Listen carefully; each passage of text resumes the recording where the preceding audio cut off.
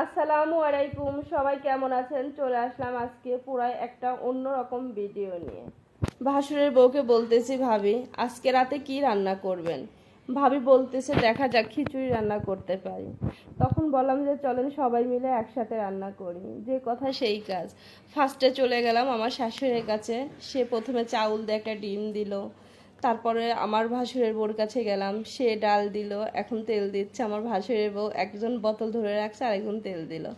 তবে সবাই সব কিছু দেওয়ার পরে চলে আসলাম ডাক্তারের বউয়ের ঘরে, মানে আমার আরেকটা ভাসুরের বউ, ছোট ভাসুরের বউ। তারপরে চলে আসছি, সবাই চাল ডাল তেল একখানে দিয়ে ভাবির ওখান থেকেই বেসিংয়ে ধুয়ে নিচ্ছি। বলতেছি যে ভাবি আপনি তো তেল একটু বেশিই খান, সমস্যা নাই, সাদার বানাই দেন। এই কথা বলার সাথে সাথে ভাবি তেল ঢেলে দিল। তারপরে হচ্ছে চাউলটা ধোয়া শেষ।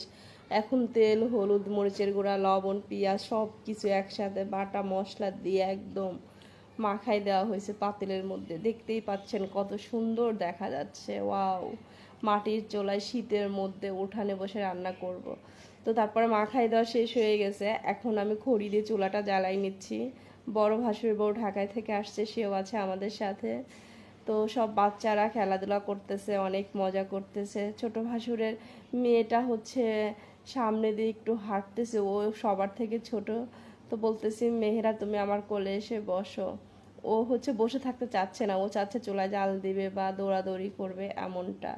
তো আমার বড় ভাসুরের মেয়ে, আমার ভাসুরের মেয়ে, তারপর আমার স্বাস্থ্য ভাসুর ছোটটার মেয়ে, আমার দুই মেয়ে, ভাসুরের ছেলে, 7-8 জন পোলাপান, সব কিছু মিলায় এত বেশি মজা হয়েছে। বিশেষ করে মানে পোলাপান ভাবি হচ্ছে ফোনে গান বাজাচ্ছে আর ওইদিকে ওরা নাচানাচি করতেছে। আমার মেয়ে আর আমার ভাসুরের ছেলে রোহান, ওরা তো দুইজন, ওরে বাবা যেখানে যায় সেখানে ঈদ লাগায় নেয়।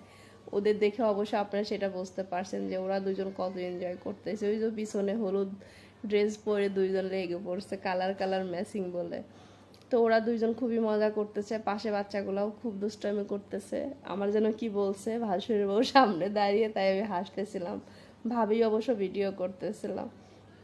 তো আমার মেয়েও ছোটটা বলতেছে, আম্মু আমি একটু জাল দিই। আমি বললাম, আম্মু তোমার হাতে আগুনের ভাব লাগবে, মা রান্না করি তুমি খাবে।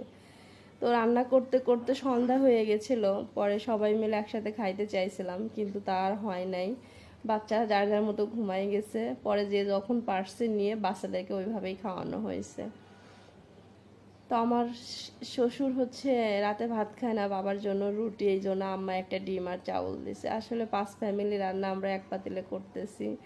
এটা যে কতটা মজার বা কতটা আনন্দের সেটা আসলে বলে বোঝানোর মতো না। তো আমার মেয়ে নাচের বান্দা, সে চলে গেছে, বসে জাল দিচ্ছে। এদিকে ডিমগুলা সেদ্ধ করে ছিলা শেষ, এখন ডিমটা ভুনা করা হবে। তো হচ্ছে খিচুড়ি রান্না হয়ে গেছে, এখন হচ্ছে চুলায় ডিমটা ভুনা করা হচ্ছে। পেঁয়াজ মরিচটা সুন্দর করে ভেজে মশলাটা কষাই নেওয়া হচ্ছে। বাটা মশলা, গুঁড়া মশলা সব কিছু দিয়ে দেওয়া হচ্ছে। তারপর কিছু সময়ের মধ্যে কি হবে, ডিমগুলো দিয়ে দেওয়া হবে।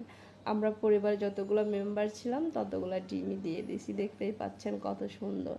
বাচ্চাদের জন্য শুকনো মরিচের গুঁড়াটা একটু কম দেওয়া হয়েছে। তো আমাদের ভিডিওটা আপনাদের কাছে কেমন লাগলো অবশ্যই কমেন্ট করে জানাবেন। আল্লাহ হাফেজ।